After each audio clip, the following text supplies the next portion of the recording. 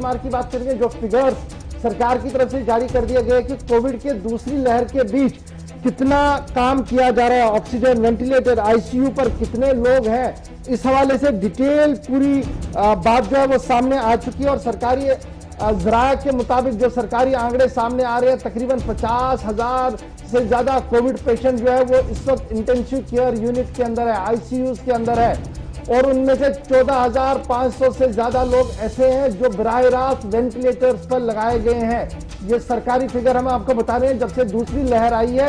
और ये उस वक्त फिगर सामने आए जब हाई पावर कमेटी की मीटिंग वजीर सेहत ने ली, 25वीं हाई पावर मीटिंग हुई थी, हाई लेवल मीटिंग हुई थी ग्रुप ऑफ मिनिस्टर्स की, वीडियो कॉन्फ्रेंसिंग के जरिए से रात देर गए।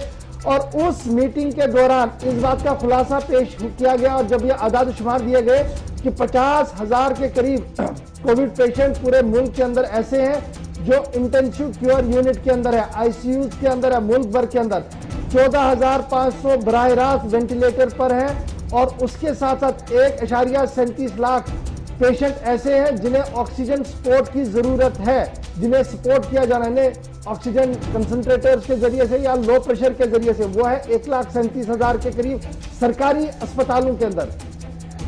और ये पहला मौका होगा जब सरकार की तरफ से नेशनल वाइड डाटा जो है कोविड को लेकर वो सामने रखा गया है। और इसमें यह कहा गया कि क्रिटिकल केयर और दीगर मामलों पर हंगामी बुनियादों पर मजीद बेहतर करने की गुंजाइश है और उसे बहुत बड़ी तेजी के साथ करना होगा, क्योंकि जिस रफ्तार के साथ कोरोना की लहर बढ़ रही है उसमें काफी ज्यादा जरूरी है कि पहले वेव के मुकाबले में जिस तरीके से दूसरी वेव आई है और अब खदशा तीसरी वेव का है, तो उसमें बहुत ज्यादा जरूरी यह है कि बेसिक इंफ्रास्ट्रक्चर को जो है वो तेज किया जाए। और जब आप पहली वेव को देखते हैं जो सितंबर के महीने में आई थी, सरकारी आंकड़े ये बता रहे हैं कि 23,000 पेशेंट उस वक्त आईसीयू के अंदर थे, आज 23 के बजाय 50,000 है। तो आप ये तफावत खुद ही देख सकते हैं कितना बढ़ चुका है।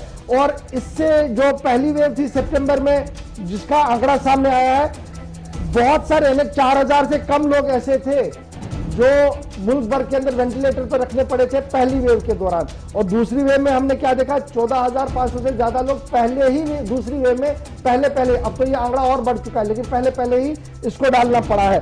तो इस तरीके से जो ऑक्सीजन सपोर्ट हमने पहली वेव में दिया था वो 40,000 के करीब था और अब ये बढ़कर 1,37,000 लोगों को बराह रास्त ऑक्सीजन सप्लाई पे रखना पड़ रहा है, लो ऑक्सीजन सप्लाई पर।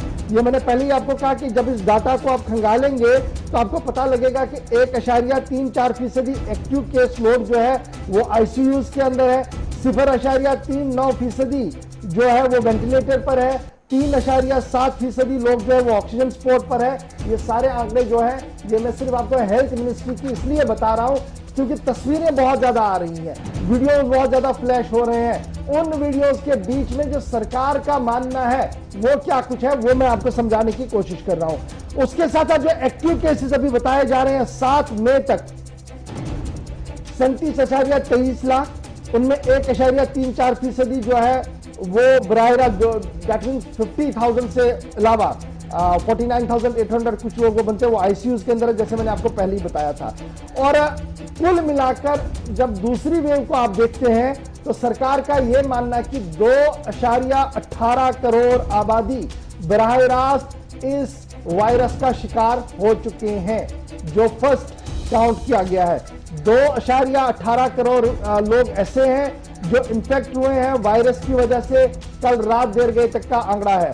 और सरकार का यह फिगर बता रहा है कि इसमें से 2.23% लोग ऐसे हैं जिन्हें एडमिट किया गया पहले और उन्हें आईसीयू की फैसिलिटी दे दी गई है।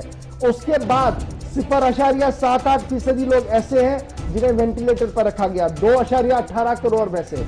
और उसके साथ साथ 4.12% ऐसे लोग हैं जो ऑक्सीजन सप्लाई पर है, रेस्ट मेडिसिन पर है, होम क्वारंटीन है और आहिस्ता आहिस्ता रुबत सेहत भी हो रहे हैं, ये सरकार का मानना है। यानी पैनिक जरूर बटन दबा था पहले, अब आहिस्ता आहिस्ता सरकार का यह मानना है कि सिचुएशन को हैंडल किया जा रहा है, केयर किया जा रहा है और आहिस्ता आहिस्ता करके जो प्रेशर था उसे ईज आउट किया गया है, क्योंकि अब मामला डिस्ट्रिक्ट से तहसील और तहसील से ब्लॉक तक लाया गया है ताकि बुनियादी सतह पर ढांचे को और मजबूत बनाया जाए। और जो रियासत सबसे वर्स्ट हिट रही है, सरकार का क्या कुछ मानना है कि महाराष्ट्र सबसे पहले नंबर पर 1.27%, कर्नाटका 3.05%, केरला 2.35% एक्टिव केसेस में, उत्तर प्रदेश के अंदर 2.44%, तमिलनाडु 1.86%, दिल्ली 1.92%, आंध्रा 1.90%, इसी तरीके से बंगाल, छत्तीसगढ़, राजस्थान, गुजरात, मध्य प्रदेश, ये ऐसी 7 रियासतें हैं जहां पर पिछले 7 दिनों के दौरान भी कोरोना की रफ्तार तेजी के साथ बढ़ी है। ये आजादशुमार इसलिए अहम थे क्योंकि थोड़ी देर में आसिफ आपको बताएंगे कि आज दिन के फिगर्स क्या है। जब आप उन फिगर्स को टैली करेंगे इनके साथ तो आप खुद अंदाजा लगा सकते हैं कि सूरत-ए-हाल किस तरीके की है। इस टैली को आप याद रखिएगा क्योंकि जब मैं जम्मू कश्मीर की बात आपको बताऊंगा तो हम आपको 8 दिन का फिगर बताएंगे। उससे आपको यह अंदाजा लगेगा कि रफ्तार कहां पर कितनी तेज हो रही है और एहतियात कितना ज्यादा जरूरी है। जी आसिफ।